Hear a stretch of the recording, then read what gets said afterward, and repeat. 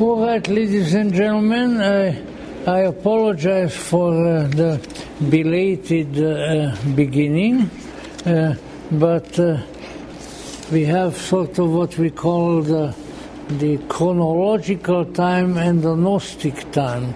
And the Gnostic time generally, not always, but generally lags behind.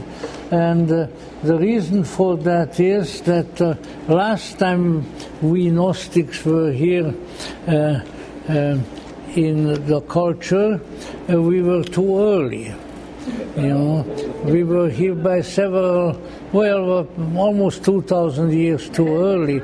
And so this time we decide that maybe being late is not such a bad thing.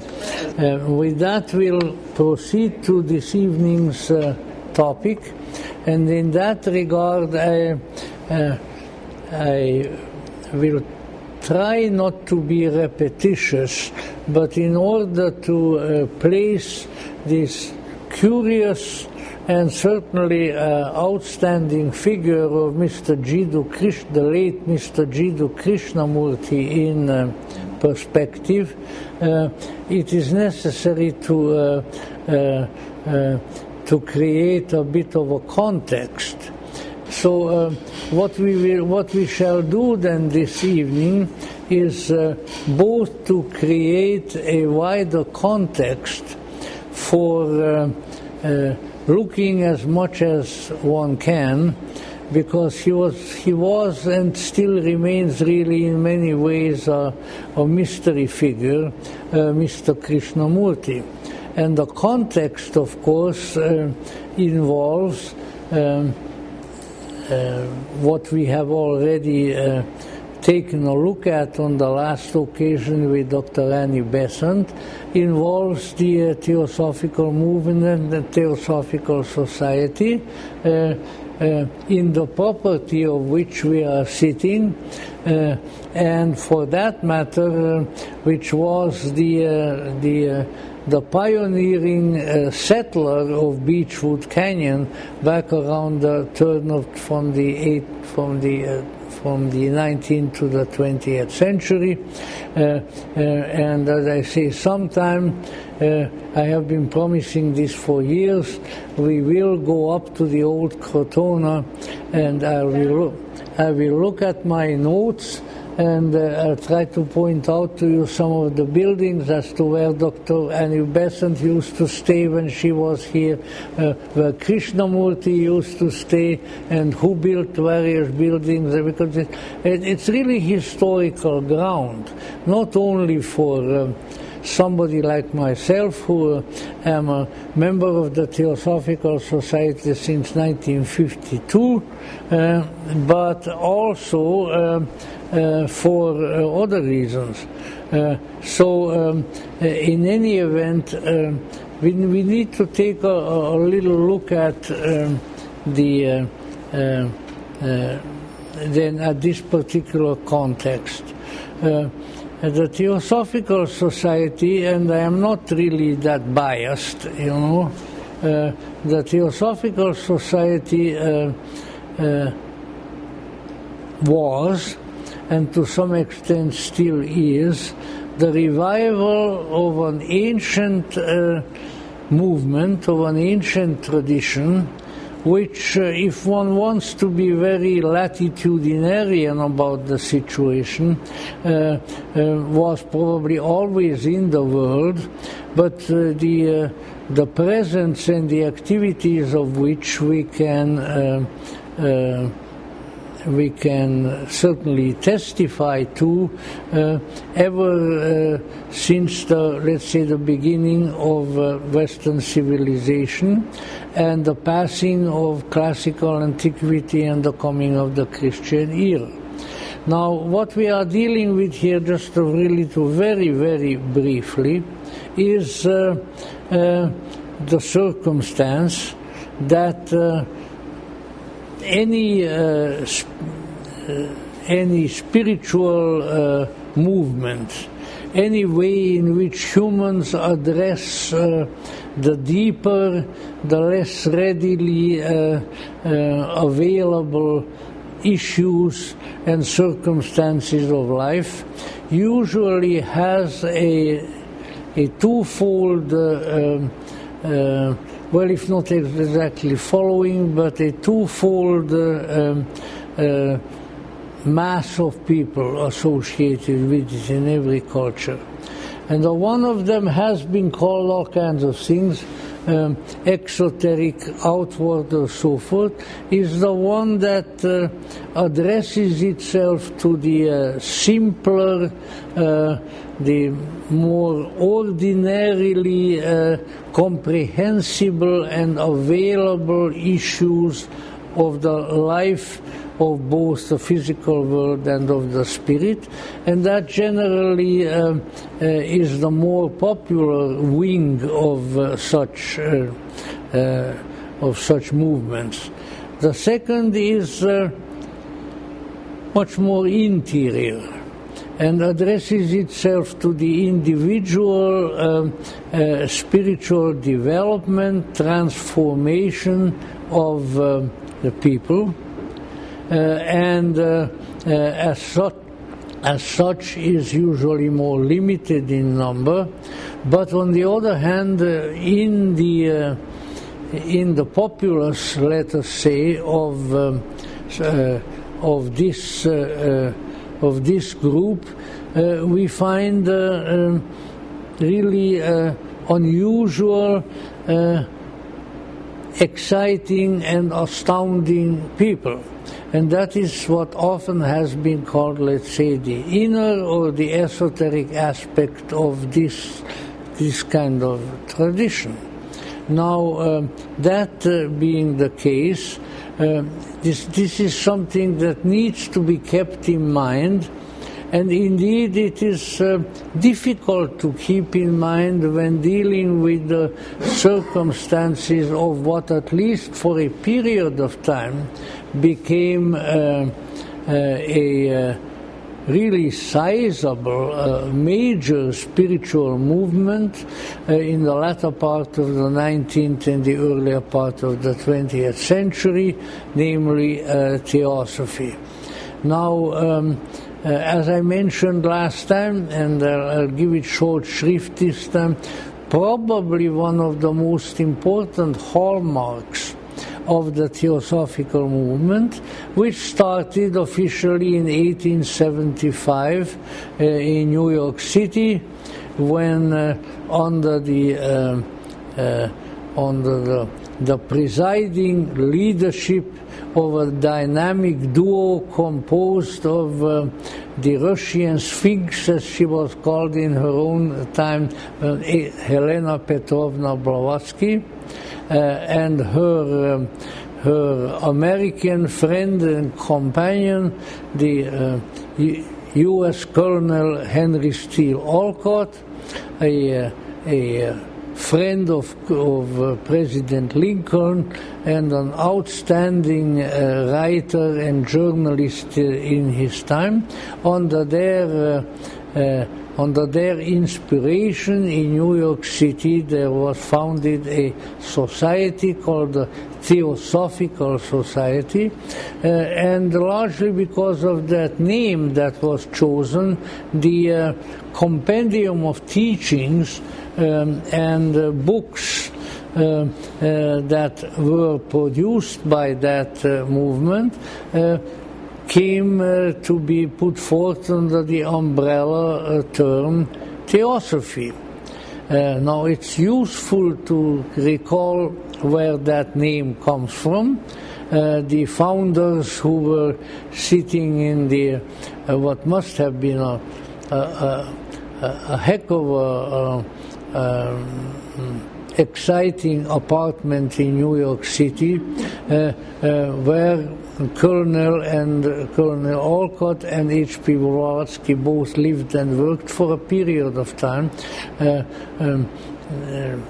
When one of these days, when we are able to function the way we like to function, I hope to get here my friend from New York, Michael Gomes, who is the prime historian of the Theosophical movement, an absolutely wonderful guy. You would really love him. And he can describe to you to a T what that apartment looked like.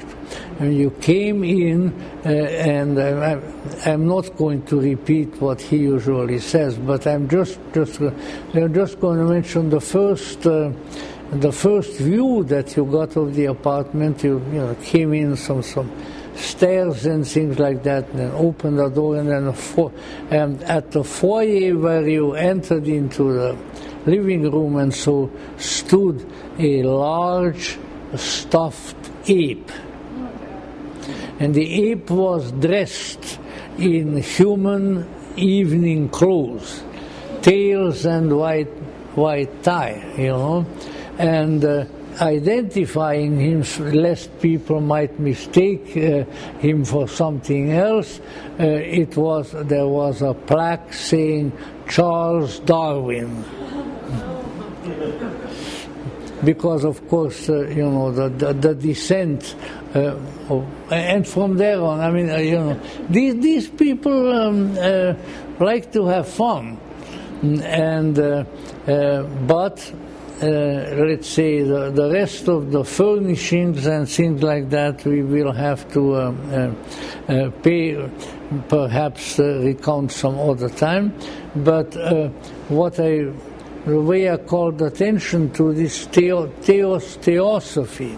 Now, the Greek word theosophia, which they picked up undoubtedly out of the existing literature, was a term that was coined in ancient Alexandria in the I am not entirely certain, but the Alexandrian period of Western culture centered in Egypt, not pharaonic Egypt anymore, but the Egypt amalgamated with Greek culture, lasted several hundred years.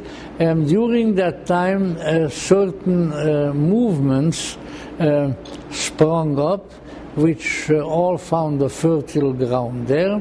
And one of these was the Neoplatonic movement, which meant that these were folk who were studying the writings of the great Plato, who was one of the most extravagantly revered individuals for an extremely long period of time. Even as long as, probably close to the year 1000, which is, of course, Christian medieval Europe. Plato was hardly ever referred to by any educated person otherwise but the divine Plato. So, if you were dealing with Plato, you were dealing with something very important and very greatly revered. Well, there was a teacher in Alexandria, a Greek by the name of Ammonius. And Ammonius, who also was called Ammonius Saccus, because of his daily occupation, was a very simple man. He was not a member of the academy. He was a porter in the harbor of Alexandria, carrying the sacks, usually of wheat, to and from the boats in the harbor of Alexandria, for which reason he was called Ammonius Saccus, the man with the sack. And Ammonius would be finished with his daily labors. He walked into one of the numerous and usually extensive and very beautiful parks, which were established there and built there by the Ptolemies, including the great Cleopatra, the last of the Ptolemies. And there in the open park, the people would gather and sit on the ground or whatever else there was to sit on, and then Ammonius would come and teach them. And what he taught them was his understanding, which was prodigious, of the, let's say, of the not generally available and understood teachings of Plato. Because his position was that Plato had an inner teaching, and that the various books that he's credited with and which concerned everything from politics to perhaps, I don't know how to make feta cheese. Now don't take that as the gospel truth, but what else would a Greek teach,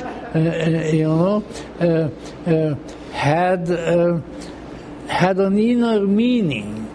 And that when you caught on to that inner meaning, then you received not only information, but transformative inspiration.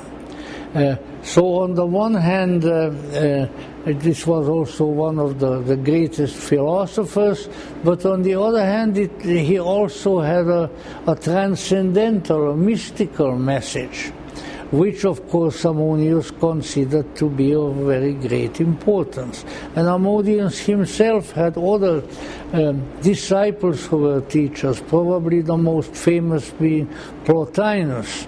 The second most important probably Proclus. And then, well, who else can we add? Iamblichus.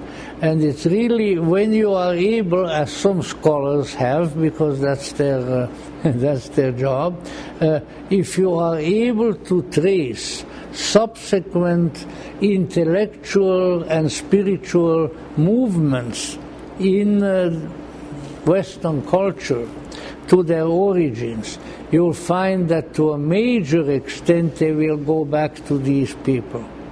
And of course, along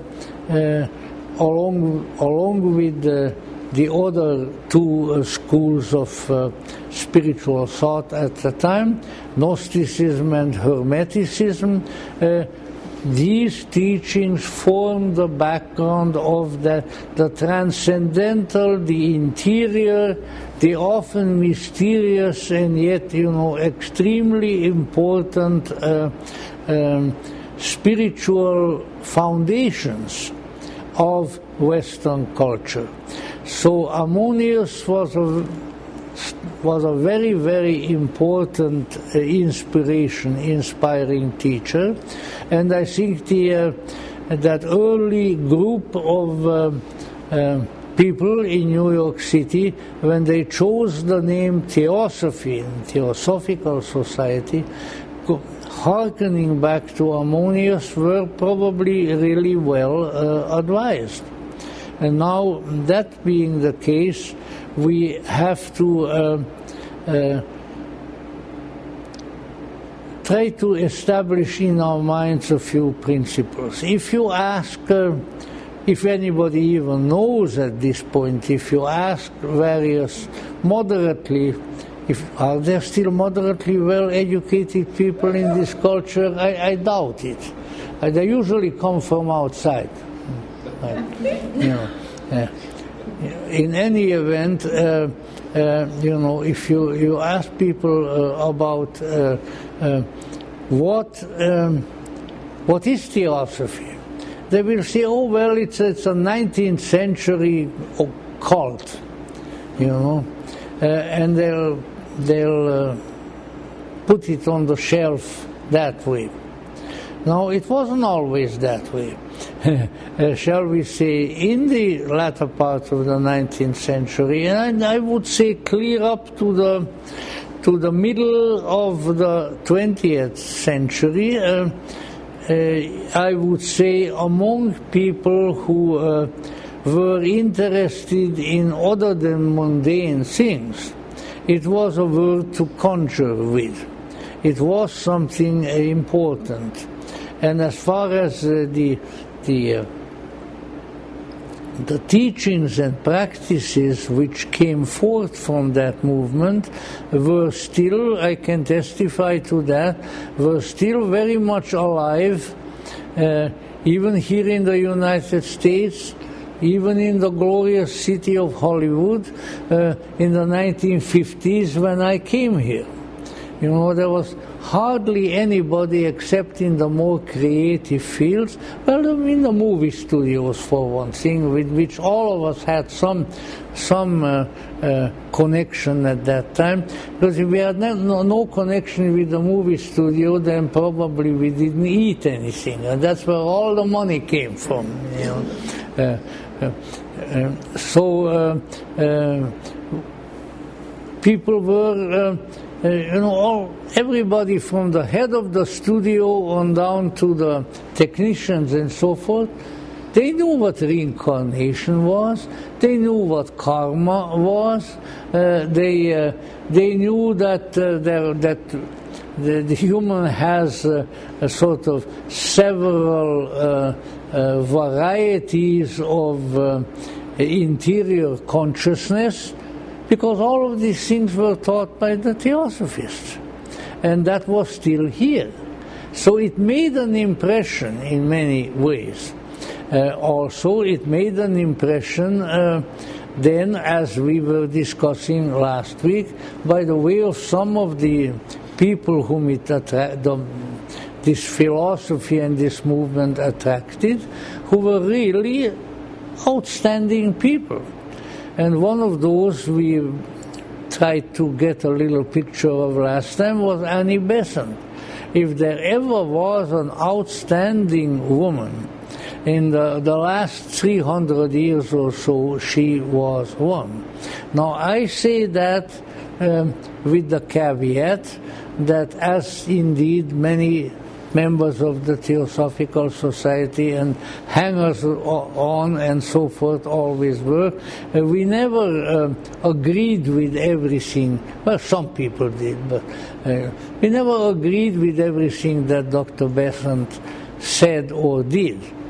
But it was very difficult, and I was associated with, and I conversed with, and I'm not bragging, with many, many people. If I added them up, probably hundreds, who knew Annie Besant. And not one of them spoke of her disrespectfully, and they all said that she was undoubtedly one of the greatest or one of the greatest people whom they met. When you had people of that sort in prominent positions in a movement, well, the movement attracted some attention, and it certainly did. Yet there was an interesting sort of dichotomy in the very early Theosophical Society, because, you know, dear old Madame Blavatsky shuffled off her somewhat corpulent earthly coin or earthly vessel before the year 1900. Annie Besant was there already and was ready to sort of take a lot of the duties over from her, but you know, that's quite early. And yet these two women really left their imprint on this new movement and on the whole world and spiritual thought, the whole ambience that it left behind. Because as I quoted last time, I think I quoted my friend Dr. Robert Elwood, the former now retired chairman. I don't like to call a human a chair. You know, the chair is something to sit on, okay? But the one who sits on the chair should not be a chair. He should be a chairperson, a chairman, a chairwoman, a chair child, a chair teenager, anything, but he is not a chair. I mean, our language is suffering very curious distortions these days. But in any event, Dr. Elwood, who was the chairman of the religion department at University of Southern California for many years. He generically used the term for Madame Blavatsky, the grandmother of the New Age. And indeed she was. But, again, somebody might make a study of that. There's so much, this feminist scholarship around us, so they should take it up. But no, they're going to devote themselves to some stupid politics which doesn't amount to half a hill of beans. But, in the latter part of the 19th century and into the early part of the 20th century, you might even see a little earlier than the latter part, more the middle of the 19th century on. There was a plethora of outstanding women who were involved in and founded and led and continued spiritual movements, not only in America, not only in Europe, but even as far away as Japan, where what now are called the so-called new religions were beginning. Probably the first one I think it's sort of in the 1830s, 1840s, having been Tenrikyo, headed by Nakayama Miki, a farmer's wife in Yamato province, and a whole bunch of others. And all of these movements had women as their initial inspirers and leaders. Now, for practical reasons and reasons of the culture, once the foundresses were gone, in Japan particularly, then usually a man took over, often their son, their nephew, their husband, something like that. But this was, so when all the way from America, from the Hudson Valley, which is it's sort of the magic veil of the American East. You should go there somewhere, where just from the time of even before the American Revolution, unconventional, unusual prophetic movements, very often led by women, started there and flourished there.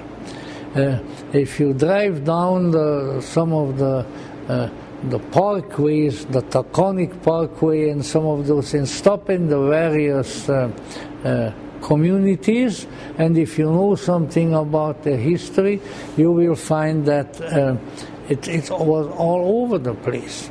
So the 19th century and the early 20th century really was the time of the upwelling of unusual and yet very vital spiritual movements, very frequently led by women, and having often a quite heavy feminine membership.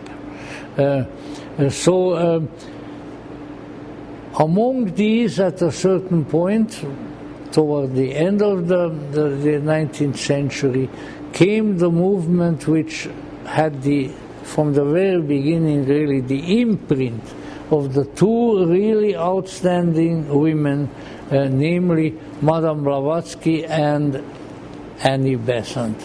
And the reason I have to bring them up again, because especially Annie Besant, but indirectly Madame Blavatsky also, were really responsible for almost everything that happened out of the Theosophical circle after that, including the coming of other outstanding people, one of whom I'm supposed to be talking about tonight, although I am seemingly not, namely Mr. Jiddu Krishnamurti. But you kind of have to get a little feeling of the, let's say, the feminine background of the milieu wherein Krishnamurti was raised. and what made him. So contrast these figures. Let's see, take a little look at Blavatsky. Now, Krishnamurti didn't know Blavatsky anymore, but he certainly knew what Blavatsky had created. So Blavatsky was a shaman of the Mongolian plains. I know that this is a little bit romanticizing, but she was. Trailing clouds of mystery and wonder. Blavatsky, who was a wise teacher and an archaic trickster, conjoined in one living union of the opposites. Blavatsky, who was never fully serious and never completely jesting, as if she knew the cosmic purposes to be devastatingly funny and desperately meaningful at once. This latter juxtaposition being a slightly paraphrased statement of a man whom I respected immensely, the late Alan Watts, who said it in my hearing. Now, the Russian magus of the female sex, Blavatsky, who knew the hearts and the minds of those upon whom her penetrating glance fell, but who was never known herself really by anyone, least of all by those who professed to know her. She was the mystery woman, veiled in clouds of cigarette smoke, with good Russian tobacco, not the dreadful stuff that was smoked in the Soviet era, not Mahorka, but in any event, there she was, in clouds of cigarette smoke and struggling with a body that was disease-ridden and rather heavy-set, shall we say, obese, of wild temper and tender heart, and she was and is and will forever remain an enigma, a sphinx whose secret no one can fathom. Contrast this figure now with the other, a slim and prim English woman of rosy complexion and clear blue eyes, well, Irish English, born into the most deadly enclave of rigid conventionality, the Victorian British upper class, middle class, although having revolted mightily against all the symbols of her society, including religion, marriage, social conditions, economy, and having experimented with the free life, she still remained a respecter of conventionality at heart. All kinds of little anecdotes come to mind because you have to visualize this 19-year-old fellow here when he was maybe just past 20, and sort of sitting next to the various old-timer Theosophists of both sexes and picking their brains about the past. What was Dr. Besant like? What was... I never met anybody who met H.P. Blavatsky anymore. I could have. There was one person in California, I forget his name now, from the Point Loma Theosophical Society, but I think he died something like within the first year that I hear him tell you. Dr. Henry Edge was somebody who still knew Blavatsky. But anyway, so these things come to mind. For instance, this one I think was probably, it either came from Leadbeater or from Ernest Wood, but anyway, an American lady came to Adyar and was revered Annie Besant greatly, And so when Annie Besant came into the room, this American lady ran up to her, threw her arms around her and said, "Oh, Dr. Besant, I'm just so terribly happy to see you." And Dr. Besant took first one hand and arm off her shoulder.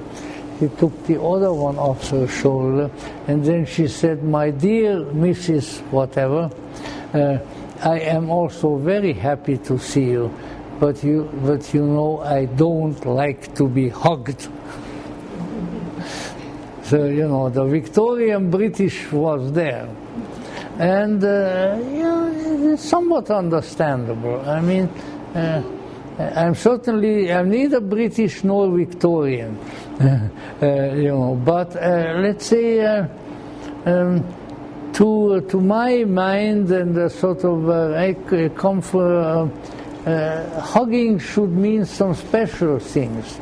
An embrace is something very special, and it's not just. And then usually, what I really hate is when they put their and then they pat you like this on the back. Well, what's that? What's that supposed to mean?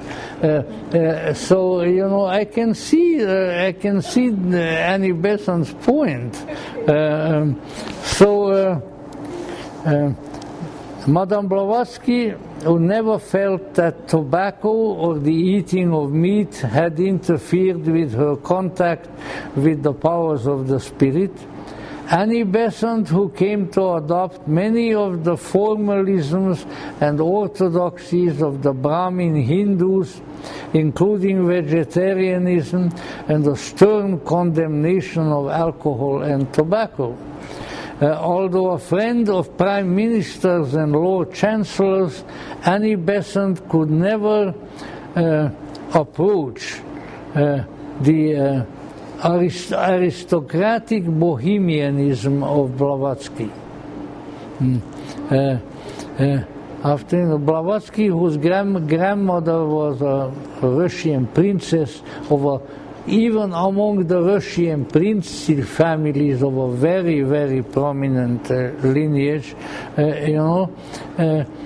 it's entirely different.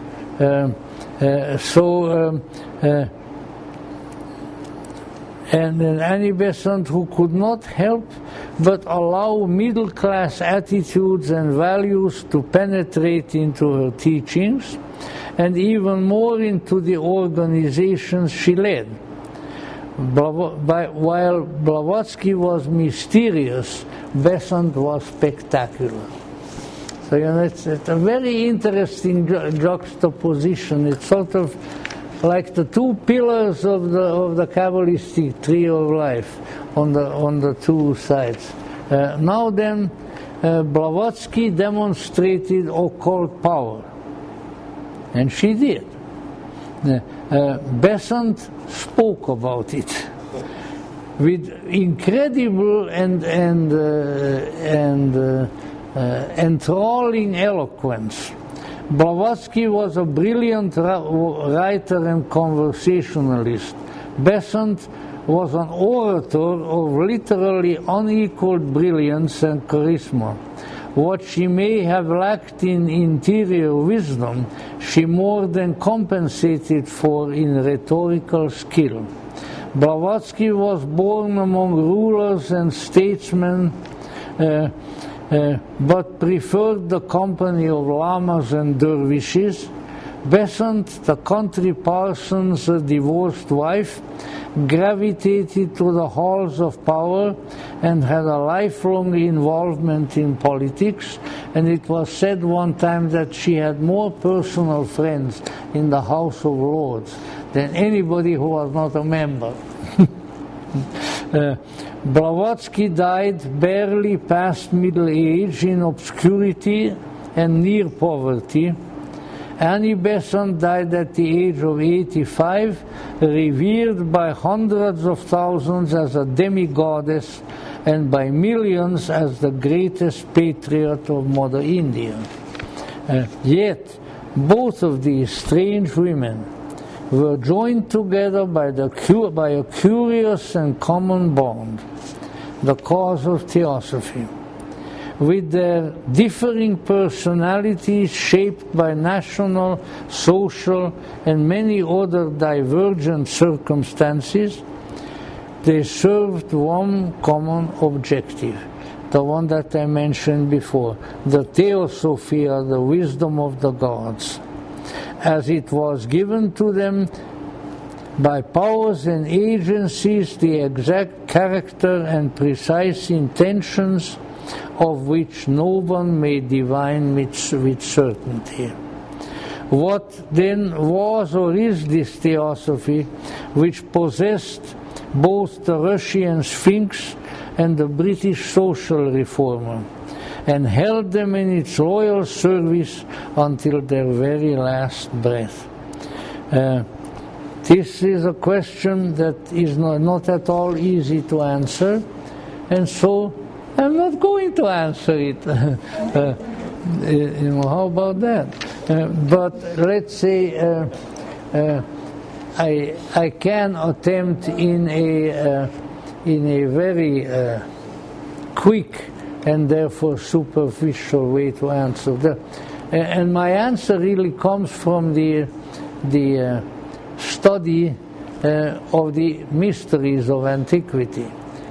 Mysteries of Eleusis, mysteries of Orpheus, mysteries of Isis, so on and so forth. All of these mysteries had two features. One they called in Greek, we don't need to repeat the Greek all the time, otherwise you might accuse me of bragging or something. I didn't really have that. I had 8 years of Latin, but I only had a couple of years of Greek in school. But in any event, there is teaching. There is the matter of an intellectual context within which the mysterious psychic and spiritual experiences can find their place. That is one. And that is called in Greek, here I go, theoria, the theory. Every mystery had its theoria. Theosophy had its theoria, and has still. But the other one is the one that some of us are really interested in, and that perhaps is in a mysterious way particularly pertinent to this evening's discussion, and that is what the Greeks called theurgia. Now, theurgia is the divine work. When the individual human soul, the human consciousness, is working now with the gods. Who are the gods? Well, ask the Greeks. But let's say from a contemporary point of view, we can sort of theorize, shall we say, in order to say something, that the gods are archetypes, as C.G. Jung would explain it. They are mysterious forms of consciousness which are not physical, but at the same time have a great deal of relationship to the physical, and therefore when contacted, when brought into the focus of our terrestrial consciousness, can be of immense influence on us. Influence that is good, influence that is transformative, influence that is informative, influence that brings insight and wisdom and happiness. Now, just like the ancient mysteries had these two pillars to stand on, so does, in my not so humble opinion, Theosophy. And I have, as I say, I have spent all the years since 1952 in very close contact, and I was already in contact with the Theosophical Society in Austria before I came here. So I think I have some experience with that. Now, all right, you say, what it really amounts to is this, that according to the Theosophical matrix, the human is a multifaceted being, a multifaceted jewel, if you want to look at that way, or anything else. Blavatsky herself outlined at least 7 major facets.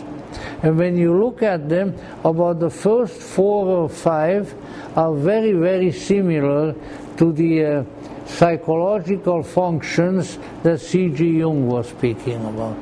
But then there are others beyond that. Why did she do that? In what way are people better off if they say that I'm a 7-fold being, which actually I would say that if the precedent, I don't say she got it from there, but the precedent for the 7-fold principles of the human that Blavatsky taught is in ancient Egypt. Tibetan Buddhism comes close to it with 5.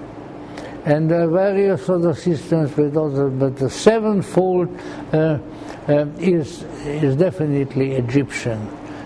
Now, in any event, why would people be better off in thinking of themselves as having 7 parts than 1 or 2 or 3? I tell you, I think I can indicate why. I cannot prove it. Because if someone takes the theoria of Blavatsky's theosophy seriously and internalizes it and dwells on it, then when you have truly significant, truly important, and I don't mind using the New Age-ish term, transformative spiritual experiences, you will understand them better and you will know what they are. That was the reason. Blavatsky wasn't benighted enough like so many New Agers and so forth. Well, if you accept my teaching, then you are going to be happy, healthy, and wise. Really. The issue, people are not better off, and I have met thousands of them. People are not better off for believing in reincarnation than in not believing in it. It doesn't make that much difference. And that's even more so about karma, which is a very iffy thing. But I won't tell you why I consider it iffy. It gives you something to think about. But in any event, none of these things are teachings that you cannot live without. Or you cannot live without actually quite happily and nicely and all of that. But when you step over the threshold into that other astonishing and marvelous and baffling and tremendous world that is ordinarily invisible to us, that's when you need these sorts of things. Because when things come up to you, think, what is this? Where is it coming from? How come I see myself in a temple in ancient Egypt with that curious Egyptian miniskirt, that men wore and things like that, and with the nemes, with the why?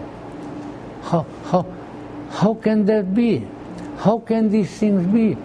And ultimately, when you begin to be confronted with that incredible deific presence, which the ancients have called the God within. Even St. Paul the Apostle, who wasn't all that ancient but still said, the Christ in you, the hope of glory. When you're confronted with that, you better know something about it in advance. And so Blavatsky was trying to give people maps. Blavatsky was trying to give them plans whereby they could travel in the inner realms, and particularly when they were confronted with the unspeakable, the incredible greatness that is yet at the same time so minuscule within us. When they were confronted with the real, the ultimate human, that which really makes us human, then they needed some information, they needed some plan, they needed an introduction to that. Because when you don't have an introduction, especially to these great experiences, but let's say even the somewhat less astonishing ones, you know what happens then? And that's what happens is that you will have highly unusual experiences throughout your life, all of which will be without any essential meaning. That's what's going to happen. So she wanted to explain the nature, the most subtle and the gross of the experience of the psyche, if you want to call it in a Jungian sense, so that people would profit by these experiences, so that people would not only have wild psychic experiences, but they would have experiences that were in the nature of an interior transformation, of the individuation perhaps that Jung speaks about. Now, I know that a good many, not as many as a half, I think, I hope less than a half. Nowadays is everything at half, you know. Half of the countries for the former president, half of the countries for the future president, and probably hardly anybody for the present one. But anyway, you know, disregard that for the time being. But let's say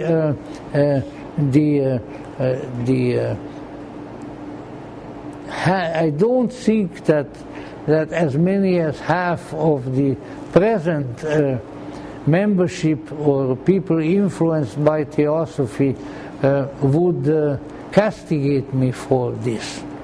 Because when you go beyond the astral plane and mental plane and the ego and this and all the other things, you get, what's there? You need an understanding in depth, and not just in quote teaching.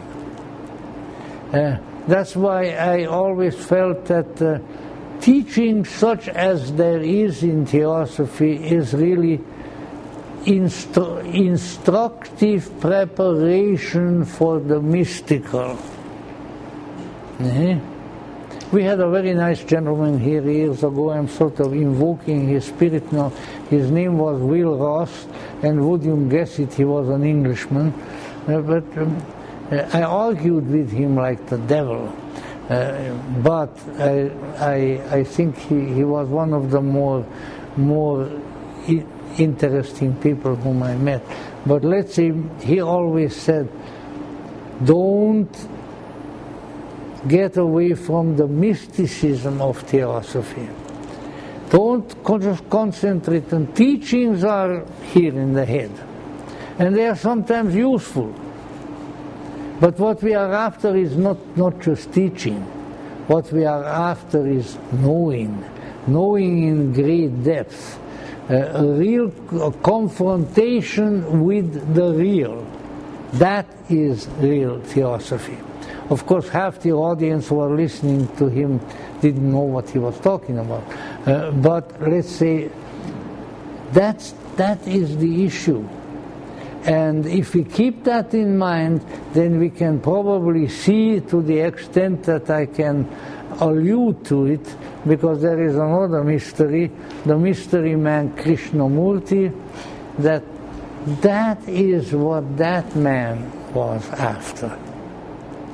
And to a considerable extent he had it. But in order to do that, he had to tear himself away from the structure that with much goodwill, and certainly not in any sense in a malicious sense, but in a benevolent sense, was created for him by Annie Besant, her chief assistant Charles Webster Leadbeater, and various other people. So now we come to Krishnamurti.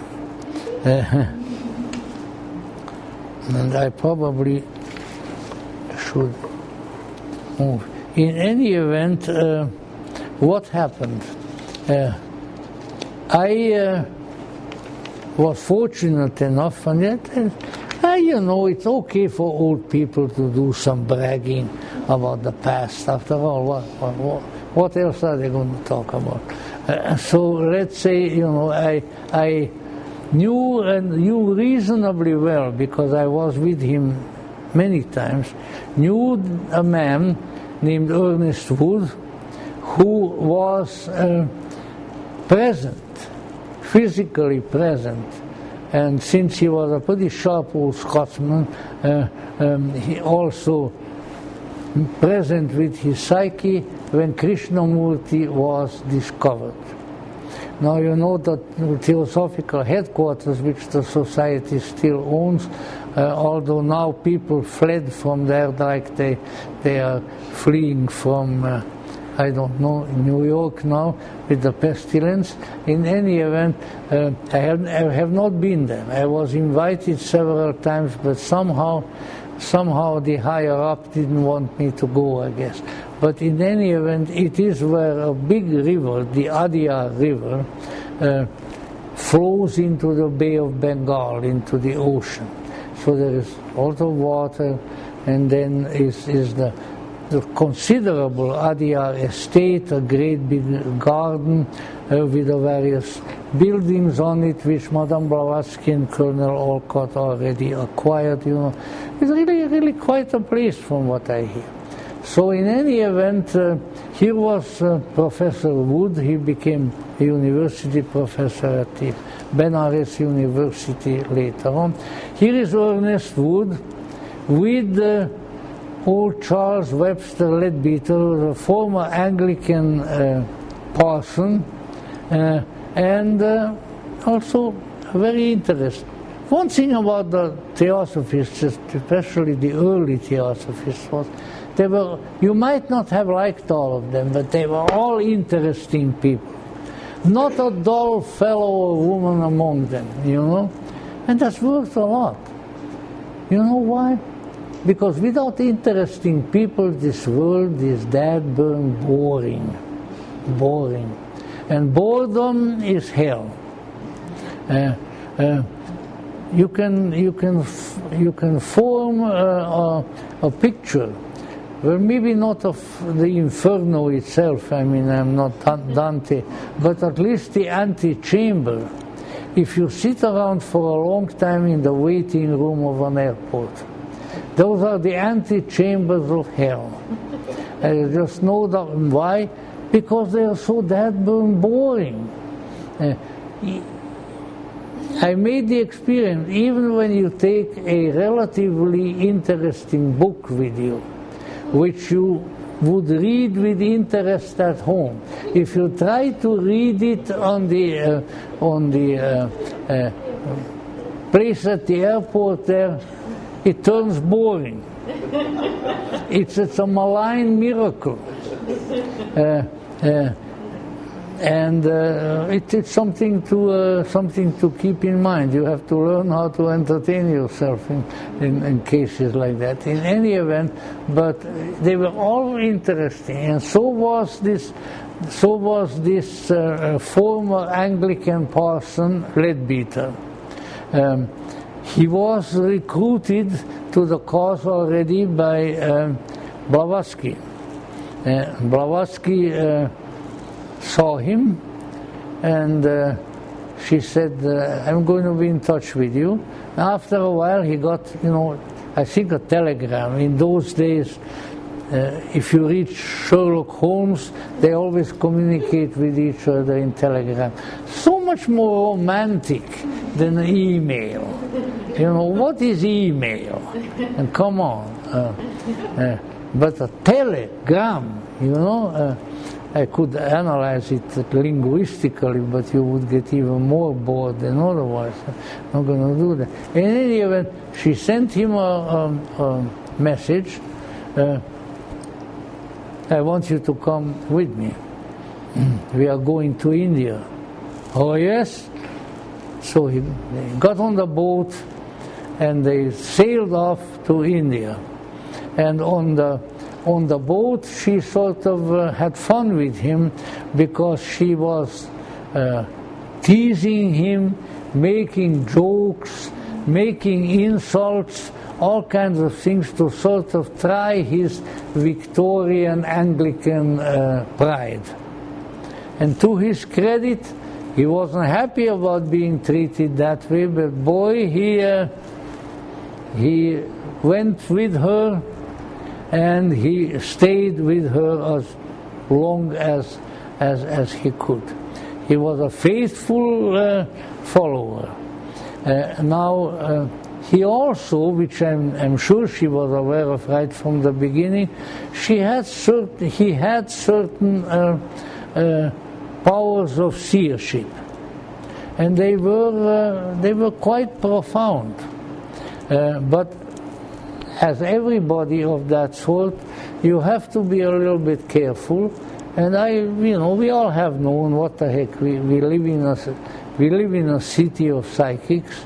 That somebody can be right on with a very good insight into something, but another time it doesn't seem to be working. And of course then people say, oh well, he probably never knew anything. And that's not the way it is. But the human psyche is peculiar. Just like I can read a page in a book once, and I say, oh, I want to read it again. I read it the second time, and now it's very different from the first one. And the page in the book didn't change, It didn't change. So let's say Ernest Wood, when asked by us as to was Bishop Leadbeater really clairvoyant? And he said, oh yes, there's no doubt about it. Only sometimes he wasn't quite as clairvoyant as he thought he was. So, the man knew something. And I never knew him, but I knew, again, a large number of people who had encounters with him, and they all testified to it that he really knew something. And I can pride myself now, this is now my own great psychism, that I saw a moving semblance of him, a ghost of him, or whatever you call it, in a very clear fashion, in a corridor of the manor in Sydney, in Mosam, overlooking the Sydney Bay. But that was after I sat in his old office in the manor, and was given one box and one container and one suitcase after another of documents and photographs that were all taken when Leadbeater lived there. So I was about as Leadbeater as I could be. Maybe I was lead-beaten, I don't know. But but I saw something. In any event, people like that leave something powerful behind. In any event, so Ernest Wood was there with Leadbeater, and they were taking a bath in the Adyar River, which if you live in that blasted hot climate, I'm sure you are more than anxious to take. Now on the shore of the river, there were playing two little scrawny, ill-nourished, and generally unattractive little Hindu boys. They were the sons of an employee, a sort of a clerk, working at the Theosophical Society for Annie Besant. And Leadbeater was looking at the kids and turned to Ernest Wood and said to him, Wood, take a look at that, one of these two boys. Well, Wood said, yeah, well, he could stand a good meal. I think that's what he said. And Leadbeater said, there's something highly unusual about that child. He has an incredible, unusual and large aura. This is somebody unusual. We have to do something to make contact with him and to help him, because if we don't help him soon, he's going to die. So he and Ernest Wood hot-hoofed it out throughout the Adyar grounds to Dr. Besant's office and said to her, whichever way they addressed her, I don't know, Dr. Besant, we have a project for you. What? There's a little boy there. He's the son of whatever his father's name was. He's in very bad health, and if we don't pull him out of this poverty in which he lives and take him to a good doctor, he's going to die in fairly short order. Oh no, Charles, we cannot do that. Come on. So immediately she sent a messenger down, get the two boys and bring them up to her office. And from then on, Jiddu Krishnamurti and his older brother Nityananda became the wards, sort of the adopted little sons of Annie Besant. Now, that's how it started. But of course, that's not how it ended. Now, once again, Professor Wood, Ernest Wood, was there for a long period of time, and he was involved in all of that. He became one of the first tutors of Krishnamurti and so forth. And he said that to the very end of his life, and he died first, he was older, and Krishnamurti, he says, he never could form a clear picture as to who and what Krishnamurti really was. But he says he was unusual, he was an ordinary boy with very extraordinary mind and soul. And he said there was no doubt to Ernest Wood that there was a highly unusual great soul.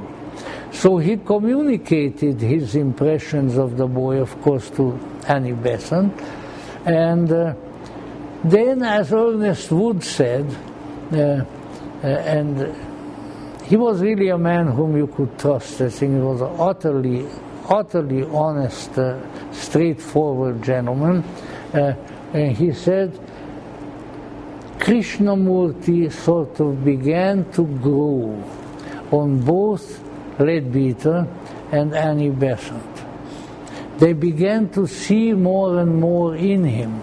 they began to intuit or imagine that he is not only an unusual soul now, but a truly great soul that he's going to play a very important role in the world. Now, no doubt such impressions are subjective, but if one looks not just a segment of the picture, but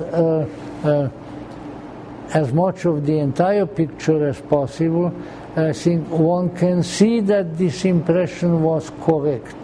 Now, once again, from everything that I picked up, from people who were around at that time, and their notes and their diaries, if you want to read a truly fascinating account of the that early movement, I had the book, and a miserable person who is going to, if there is a karma, is going to suffer a terrible karma, borrowed it from me and never gave it back. Oh, is she ever going to have a terrible time if I have anything to do with it? But let's say these were the memoirs of Ernest Wood. And they have a curious title, Is This Theosophy? ?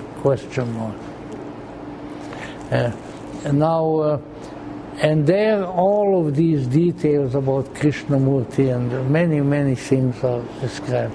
So make the long story a little bit shorter. Krishnamurti was growing up. He had much better care, he had much better food, he had teachers, he had tutors, and his mother had died when he was a baby. So he had a father who wasn't terribly fond of the children, from what one can conclude, but he was greatly in need of parents, shall we say. And he basically, not the other way around, he basically adopted Annie Besant, and he never referred to her till his death with any other word but mother. So Annie Besant became his mother. Of course, she had children, they were grown people by then. But she, of course, also became extremely fond of her adopted son. But she was, people saying, here's this emotional English woman. She meets a little Hindu kid, and then she declares that he's going to be the savior of the world. Well, it wasn't like that. She began to suspect, and Leadbeater supported her in that suspicion, that somebody very unusual with a very unusual future was here, and that they in turn were sort of chosen to take care of him because of the important future that was before the boy. So she went around and had every horoscope made that the astrologers of India would deliver. Not only that, but she went around, very few people know this, she went around to a very large number of prominent Indian gurus and presented sometimes she took the little Krishnamurti along, but just basically told them the story. What do you think? And these awesome Indian gurus, without exception, told her, you have a very, very high soul, a very high spirit. Take care of him, because this person is destined for a very, very great future. Now, she said, what kind of a future? And I think one of the gurus repeated to her the legend about Gautama Buddha, wherein Gautama Buddha, as a child also, is introduced to a blind seer. Well, it's probably a symbol that he looks into the inner world all the time. And is blind. Was it the Rishi Asita? I'm not sure the name now. Anyway, a very highly regarded Rishi back in those days. And the Rishi touches the child, the future Buddha, and says, one of two things. He's going to become one or the other. He will either become a Jagat Guru, which means a world ruler. He could become such a great king that he would rule the world, or he would become a Buddha. So the Buddha's parents said, well, which one is going to become? And the Rishi said, one or the other. So, it was a little bit like that. But let's say owing to the spiritual atmosphere and of the Theosophists and everything, and there were apparently a lot of gurus that she went to. The gurus almost totally and unanimously agreed that it was a very great soul and that it would become a very important and outstanding spiritual teacher. In other words, another guru. Now, Annie Besant took that as the possible prophetic truth. But she said, well, in order for him to be this very important teacher, he has to be well educated. So she sent him to schools, eventually to either Oxford or Cambridge, all kinds of places. Ernest Wood was one of his teachers who went with him wherever they went and gave him lessons, even in Sanskrit and everything. And the boy would look at him and say, but Ernest, I'm not going to need this stuff. Maybe he didn't use the American word stuff, but I won't need Sanskrit. I won't need Shakespeare. I'm not going to need any of these things. And Ernest Wood said, what can I say to that when the future greatest teacher of the world tells me that, as is possible. So, but already as a child, it was a mystery. And you continue to go up, he was already showing signs of some outstanding qualities of teaching and of inspiring, and especially when Annie Besant and Leadbeater announced that he was the future world teacher, as they called it. The Theosophical Society grew with leaps and bounds, and I think in a matter of a couple of years it had not only tripled and quadrupled, but covered 10 times as many people as in before, because people were looking for some kind of a messiah. Now, what we need to keep in mind, and the names actually got mixed up. Sometimes some of the Theosophists refer to him as the coming Christ and things like that. And I think Annie Besant and so didn't deny it, because who is that but a world teacher, So the fame grew very, very greatly, and it really became a sort of messianic mythos.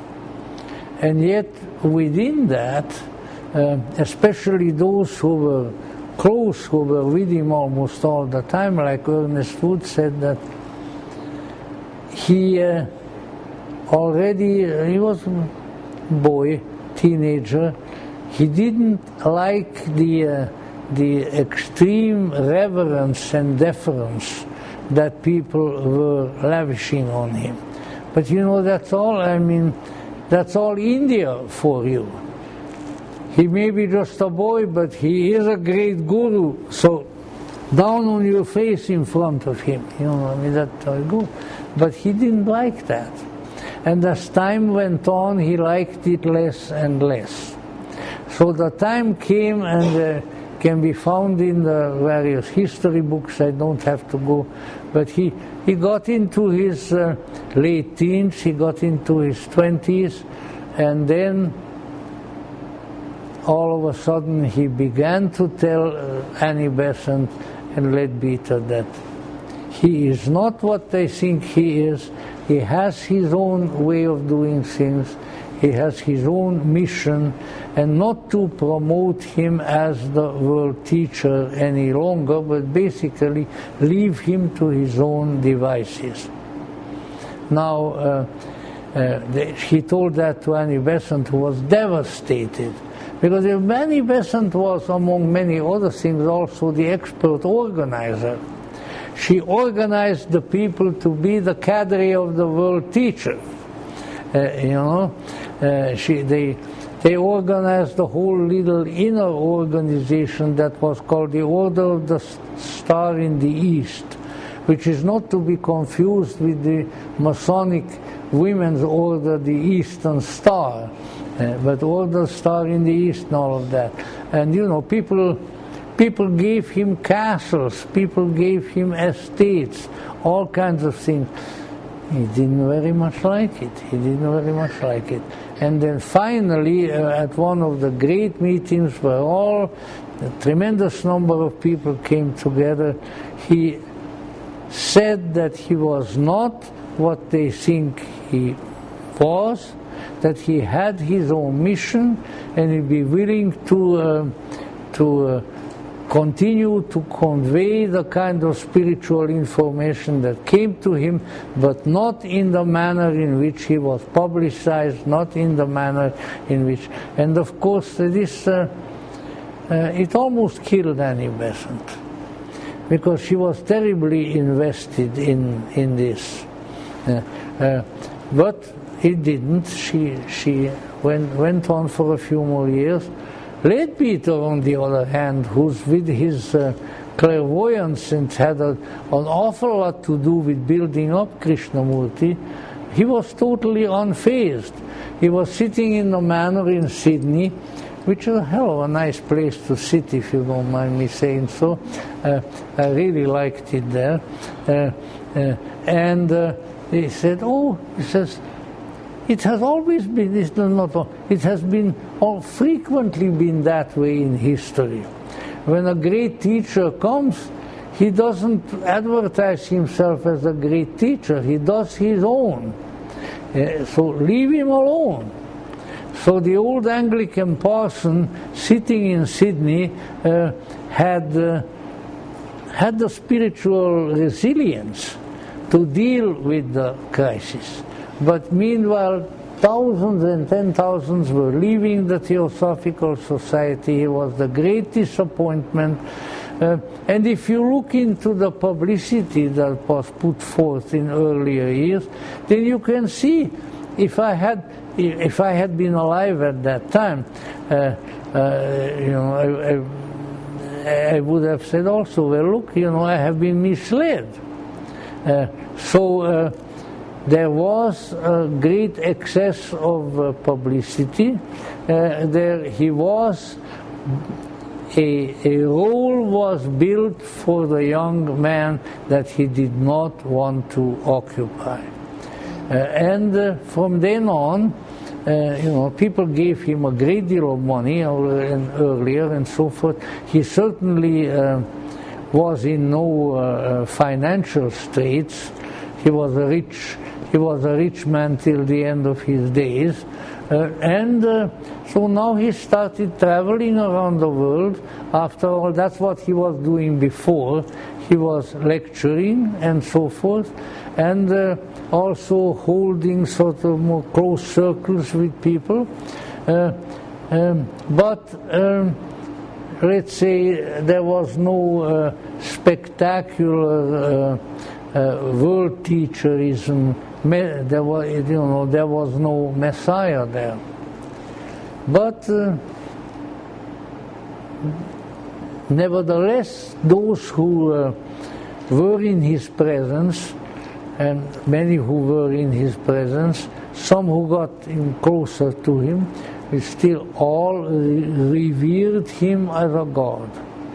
And they said, you don't know, because you are not with him. You don't know what an unusual presence this person really has.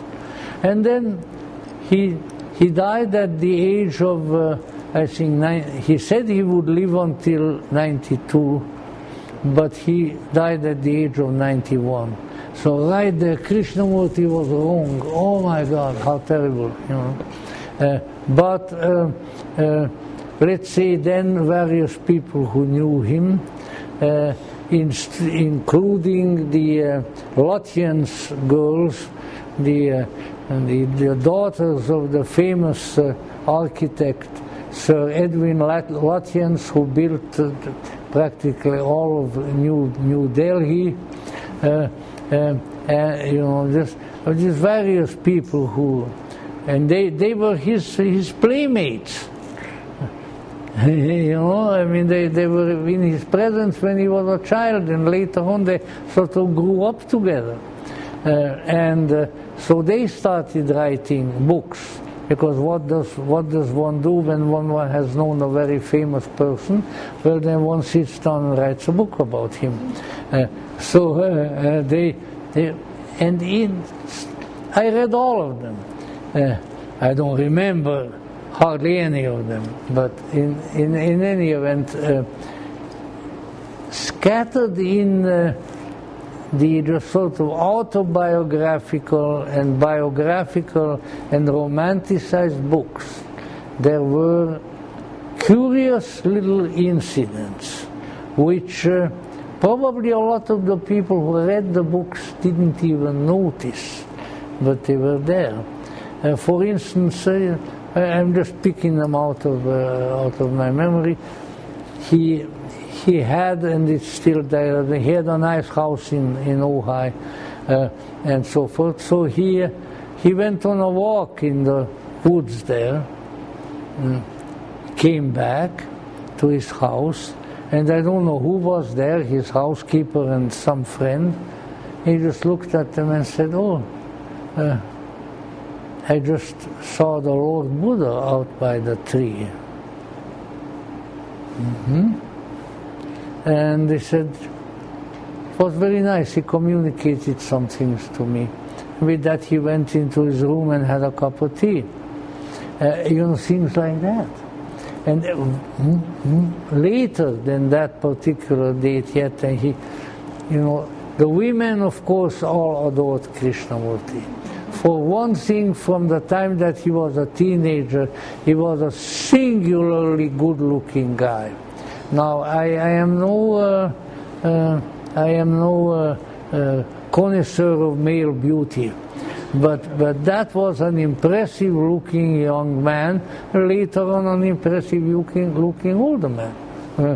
And so, for one of his last close lady followers was, it'll come to me. In any event, I think her husband was a movie producer, quite up type of Hollywood sort of lady. She, of course, also wrote about her experiences with Krishnamurti, and they were very friendly, and she had a house in somewhere around Ventura there, and he came out from Ojai to be there many times. And for one of the things that impressed me, says he was there at her house, Mary Zimbalist. This is the lady. And she said she was out doing something in the house, and so she came in the room where Krishnamurti was by himself, Krishnamurti looked at her very seriously, and he said, do you notice anything? Do you see anything? He said, well, you should. And she said, why? You know, he said, because the master Kuthumi was one of the great archetypal figures already in Blavatsky days, was just here in the room talking to me. And he wasn't joking. And so when he was in private, he hearkened back to a lot of the old theosophical mythos, and in a very direct and in a very convincing way. He had not left the milieu, but he just left the role that was assigned to him. And of course, little incidents of sort of clairvoyance were there all the time. I met an old Spanish fellow. He was a riot. He lived by that time in Houston, who had lived in Adyar for quite a long time. He fled to India from the Spanish Civil War, which was something to flee from.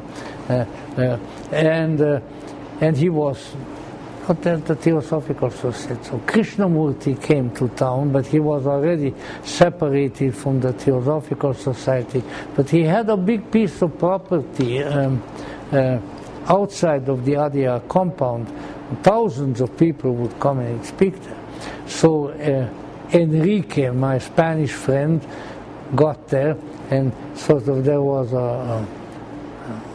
like a road going in, and that's where Krishnamurti was going to come in to give his speech. And along the side of the road or the alley or whatever you would call it, that's where Enrique sat with some others. Krishnamurti came down, was looking straight ahead. When he came to the spot where Enrique sat, he made a full turn toward him, pointed to him and said, "Arriba España, long live Spain," and with that he walked on. So, I mean, this was an unusual individual, but he was so unusual that the usual people, or more or less usual people who dreamt up a role from him, had misjudged his subsequent career. It would seem, and from some of the literature that came out after Krishnamurti's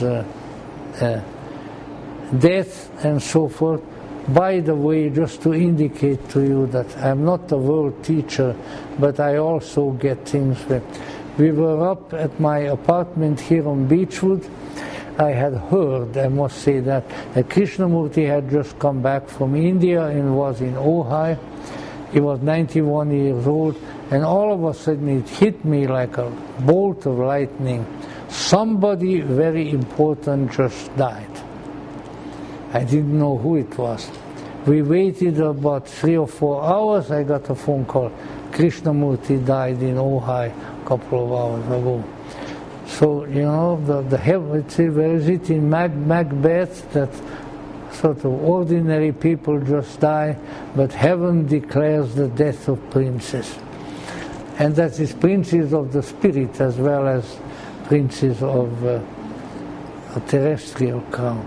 So he had done more spectacular and very beneficent things throughout the world during these years when he was traveling around on his own than people will ever learn or acknowledge.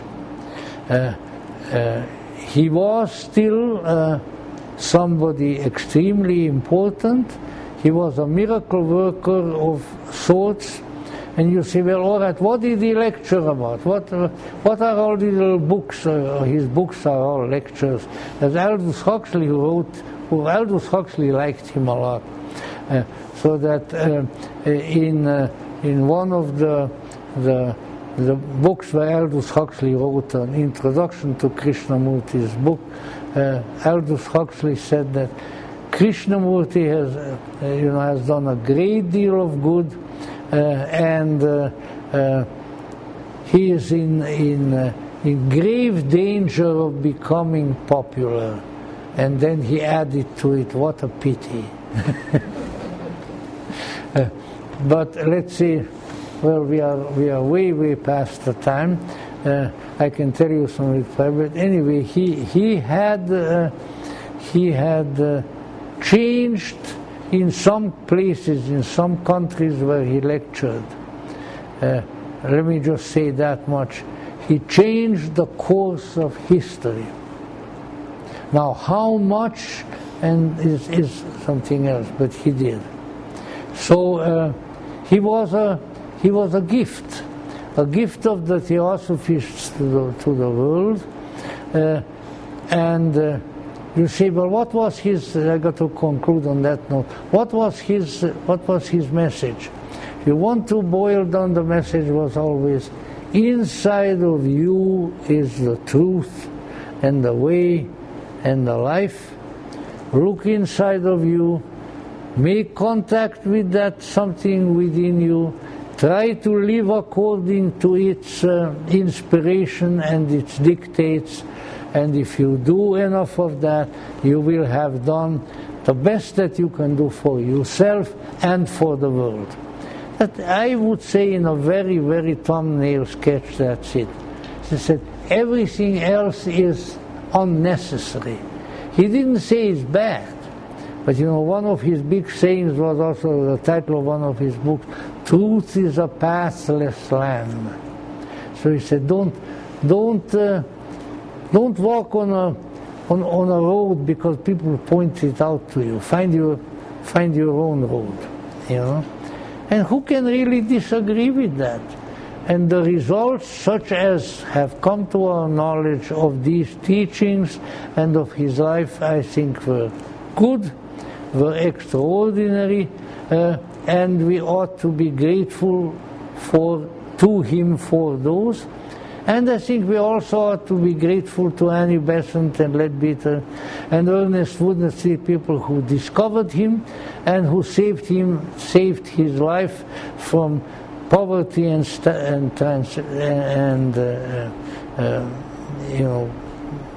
death, from starvation probably. And so I think he was a very valuable new pearl on the string of that which started in New York City in 1875 and which in a much reduced fashion is still with us, but which I think was a very important movement of the spirit of the 19th and of the 20th century, and I will be eternally grateful till past my passing from this life, that I have seen Krishnamurti, that I have heard him lecture a number of times, and that in just in a certain little way I was also part of that movement that brought a Krishnamurti, brought an Annie Besant, brought a C.W. Leadbeater, and initially an H.P. Blavatsky into the world, because the world is better for them and better for their teachings and better for what they did. And consequently, we are better for it also. I thank you very much. Hello, Krishnaji, where are you?